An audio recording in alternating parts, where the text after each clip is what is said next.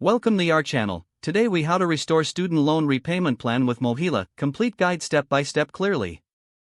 To restore your student loan repayment plan with, ensure you have your student loan account number handy. Visit the Mohela website and navigate to the Manage My Loans section. Click on Login to access your account. Enter your email address and password to proceed.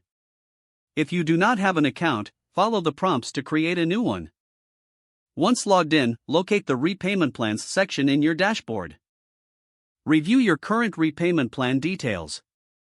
If you wish to change your plan, look for the option to Change Repayment Plan. Choose the plan that best suits your financial situation. Follow the on-screen instructions to select your new repayment plan.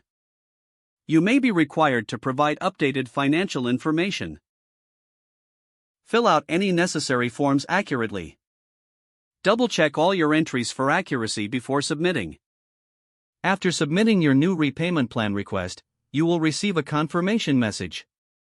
Monitor your email for further instructions or confirmation from Mohela. If you have questions or need assistance, contact Mohela's customer service. Have your student loan account number ready when you call or email for quicker service. Wait for Mohela to process your request, which may take several business days. Once your plan is restored, review your new repayment schedule and payment amounts. Make a note of your new payment due dates and amounts in your calendar. Stay informed about any future changes to your repayment plan. Regularly check your Mohela account for updates and payment history. By following these steps, you can effectively restore your student loan repayment plan with Mohela.